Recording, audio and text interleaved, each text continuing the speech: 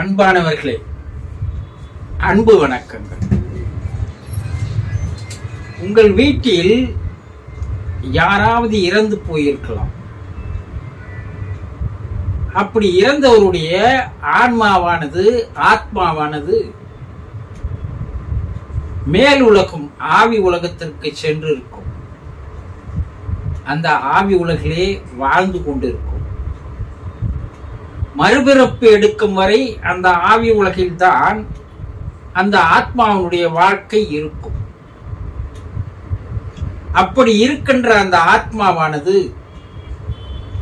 உங்களோடு சில விஷயங்களை, சில செய்திகளை கூற நினைக்கிறார்கள். என்ன விஷயங்கள்? அவர்கள் பல்வேறு விஷயங்களை உங்களோடு பகிர்ந்து கொள்வதற்கு ஆசைப்படுகிறார்கள், விருப்பப்படுகிறார்கள்.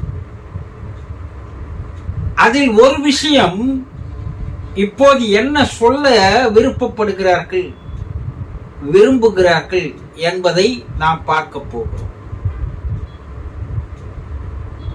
ஆன்ம உலகிலே, ஆவி உலகிலே இருக்கின்ற அவர்கள் என்ன கூறுகிறார்கள் என்றால், நான் இந்த ஆவி உலகத்திற்கு வந்த பின்பு இங்கு இருக்கின்ற நிகழ்வுகளை எல்லாம் பார்த்தேன். இங்கு இருக்கின்ற ஆன்மாக்கள் எல்லாம் எவ்வாறு வாழ்ந்து வருகின்றன என்பதையும் பார்த்தேன். பல்வேறு துன்பங்களை, கஷ்டங்களை, கவலைகளை, வேதனைகளை அவர்கள் அனுபவித்து வருகிறார்கள். நானும் கூடத்தான் அந்த வேதனையை, கஷ்டத்தை, துன்பத்தை அனுபவிக்கிறேன். ஏன் நான் உள்பட இங்கு இருப்பவர்கள் எல்லோரும் துன்பப்படுகிறார்கள், வேதனைப்படுகிறார்கள், கண்ணீர் விடுகிறார்கள் என்பதற்குண்டான காரணம் சரியாக தெரியவில்லை. ஆகவே நான் உயர்நிலை ஆன்மாக்கள் என்று இருக்கின்றாங்க, புனித ஆத்மாக்கள். அந்த ஆத்மாக்களிடம் சென்று அவர்களை கேட்கலாம் என்று நாங்கள் விருப்பப்பட்டோம். ஆனால் அந்த உயர்நிலை ஆன்மாக்கள் மிக சந்தோஷமாக, ஆனந்தமாக, மகிழ்ச்சியாக, இன்பமாக வாழ்ந்து வருவதை பார்த்தோம். இவர்கள் மட்டும் சந்தோஷமாக இருக்கிறார்கள், நானும் என்னை சுற்றி இருப்பவர்களும் மட்டும் துன்பத்தில் இருக்கிறோம். இதற்கு என்ன காரணம் என்று அவர்களிடம் கேட்டேன். நீங்கள் மட்டும் சந்தோஷமா இருக்கிறீங்க, ஆனா நாங்க மட்டும் துன்பப்படுறோமே, ஏன் இந்த பாகுபாடு, ஏன் இந்த வித்தியாசம், ஏன் இந்த வேறுபாடுகள், ஏன் இந்த உலகிலே என்று அந்த ஆன்மாக்களிடம் கேட்டபோது அவர்கள், நாங்கள் பூமியில் வாழ்ந்த போது எங்களுடைய ஆன்மாக்களை தூய்மைப்படுத்திக் கொள்வதிலேயே, பரிசுத்தமாக்கிக் கொள்வதிலேயே எங்கள் வாழ்நாளை எல்லாம் செலவு செய்தோம். அதனால் நாங்கள் இறந்தவுடன் எங்களுக்கு இந்த நிலை எங்களுக்கு கிடைத்திருக்கிறது. ஆனால் நீங்கள் பூமியில் வாழ்ந்த பொழுது உங்கள் ஆன்மாவை தூய்மைப்படுத்திக் கொள்ளவோ, புனிதப்படுத்திக் கொள்ளவோ, பரிசுத்தமாக்கிக் கொள்ளவோ எந்த விதமான செயல்களிலும் நீங்கள் ஈடுபடவில்லை. உங்கள் ஆன்மாவை நீங்கள் களங்கப்படுத்துவதில் தான் காலத்தை செலவழித்தீர்களே தவிர அதை ஒரு புனிதமாக மாற்றுவதற்கு எந்த விதமான சிறு முயற்சியும் நீங்கள் செய்யவில்லை. ஆதலால் நீங்கள் இங்கு வந்த பொழுது உங்களுக்கு இந்த துன்பமும், வேதனையும், கவலையும், கண்ணீரும் தான் உங்களுக்கு கிடைக்கும். இங்கு இருப்பவர்கள் எல்லாம் பார், அதே நிலையில் தான் இருக்கிறார்கள். ஆனால் உயர்நிலை ஆன்மாக்களாகிய நாங்கள் எப்படி இருக்கிறோம் என்று கூறினார்கள். அப்பொழுதுதான் நான் வாழ தெரியாமல் வாழ்ந்து விட்டேனோ, அதனால்தான் எனக்கு இந்த கஷ்டமோ என்று சிந்திக்க ஆரம்பித்தேன். ஆகவே குடும்ப உறுப்பினர்களாகிய உங்களிடம் நான் பகிர்ந்து கொள்ளுகின்ற விஷயம், செய்தி என்னவென்றால், நீங்களும் இங்கே வந்து என்னை போல துன்பப்படாதீர்கள், வேதனைப்படாதீர்கள், கண்ணீர் விடாதீர்கள், கலங்கி நிற்காதீர்கள். நீங்கள் பூமியில் வாழும் பொழுதே உங்கள் ஆன்மாவை புனிதப்படுத்திக் கொள்வதற்குண்டான செயல்களில் ஈடுபடுங்கள். தயவு செய்து நான் சொல்வதை கேளுங்கள். உங்களை சுற்றி இருப்பவர்களிடம் பகைமை உணர்வு, வெறுப்புணர்வு போன்றவற்றை காட்டாதீர்கள்.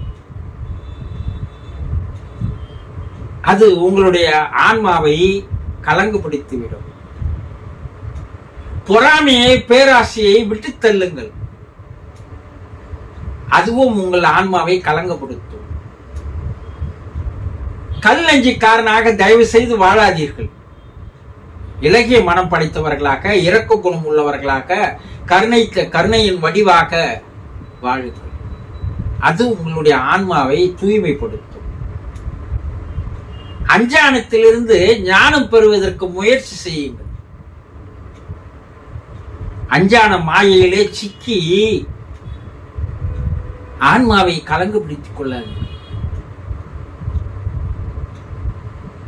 தன்னலத்தோடு, சுயநலத்தோடு தயவு செய்து வாழாதீர்கள். பொது நலத்தோடு வாழுங்கள். யாருடைய மனதையும் புண்படுத்தாதீர்கள். யாருக்கும் தீங்கு செய்யாதீர்கள்.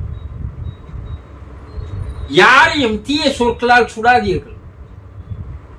மற்றவர்களை ஏமாற்றாதீர்கள். மற்றவர்களுடைய சொத்தை பிடுங்காதீர்கள். உங்களை சுற்றி உள்ளவர்கள் எல்லாம் பரிசுத்தமான ஆன்மாக்களாக பாருங்கள்.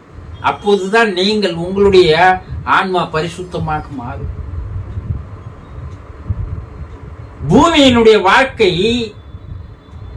உங்களுக்கு பிறப்பு தரப்பட்டிருப்பது எதனால் என்றால், உங்களுடைய ஆன்மாவை நீங்கள் சுத்தப்படுத்திக் கொள்வதற்கு தானே தவிர, புனிதப்படுத்திக் கொள்வதற்கு தானே தவிர, பரிசுத்தமாக்கிக் கொள்வதற்கு தானே தவிர, பேராசையால் வாழ்வதற்கு அல்ல. இறைவன் உங்களுக்கு பிறப்பு தந்திருப்பது உங்களை நீங்கள் புனிதமாக்கிக் கொள்வதற்காக தான்.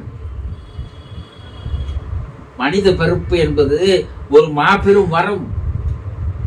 மனித வாழ்க்கை என்பது ஒரு மாபெரும் அன்பளிப்பு. இதை நான் தான் புரிந்து கொள்ளவில்லை.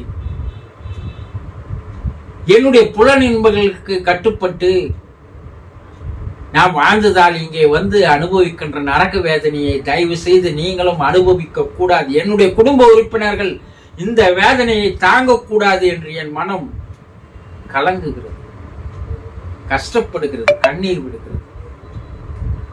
ஆகவே உங்களுடைய கர்ம வினைகளை தீர்த்துக் கொள்வதற்கு மனித பிறப்பு தான். இங்கு வந்து கர்ம வினையை தீர்த்துக் கொள்ள முடியாது. உங்களுடைய கர்ம வினையை நீங்கள் தீர்த்துக் கொண்டால் உங்களுடைய மனம் பரிசுத்தமாக மாறுகிறது. இங்கு உங்களுக்கு உயர்நிலை ஆன்மாக்களோடு வாழ்வதற்கு ஒரு அற்புதமான இடம் கிடைக்கும். ஆகவே என்னை போலவே நீங்களும் தவறு செய்து விடாதீர்கள். இப்போதாவது நான் சொல்வதை கேளுங்கள். இந்த நிமிடத்தில் இருந்தாவது உங்களுடைய வாழ்க்கையை தயவு செய்து மாற்றிக்கொள்ளுங்கள். இல்லை என்றால் நீங்கள் இங்கு வந்து பெரும் துன்பத்திற்கு ஆளாவீர்கள். இந்த நிலை என்னோடு போகட்டும். என்னுடைய குடும்ப உறுப்பினர்களாகிய உங்களுக்கு உங்கள் மீது எனக்கு அன்பு இருப்பதால் நான் இதை உங்களிடம் மன்றாடி கேட்டுக்கொள்கிறேன். தயவு செய்து இருக்கின்ற காலத்தில் நல்ல மனிதனாக, ஆன்மா பரிசுத்தமானதாக, தூய்மையானதாக, களங்கம் இல்லாததாக மாற்றிக்கொண்டு மேலே வாருங்கள். உங்களுக்கு ஒரு அற்புதமான இடம் கிடைக்கும் என்று இந்த செய்தியை உங்களுடைய குடும்பத்தில் இறந்து போனவர்கள் உங்களுக்கு தெரிவிப்பதற்காக முயற்சிகளை மேற்கொள்கிறார்கள். ஆனால் அது உங்களுக்கு கேட்பதில்லை. உயர்நிலை ஆன்மாக்களின் மூலமாக கீழே செய்திகளை அனுப்புகிறார்கள். அதை பெற்றுக்கொண்டவர்கள், அவர்களோடு தொடர்பு கொண்டு பேசுபவர்கள் உங்களுக்கு இந்த செய்தியை கூறியதால் உங்களுக்கு இந்த செய்தியை அவரே உங்களோடு நேரடியாக தொடர்பு கொண்டு பேசுவதாக எண்ணி இன்றிலிருந்து உங்கள் வாழ்க்கையை தயவு செய்து மாற்றிக்கொள்ளுங்கள். அப்போதுதான் உங்களுக்கு ஒரு அருமையான இடம் கிடைக்கும். மோட்சம், விடுதலை, வீடு பேறு, சிவகதி, சிவநிலை என்பது கிடைப்பதற்கு ஒரு அற்புதமான வாய்ப்பு. புரிந்து கொண்டீர்களா? சந்தோஷம்.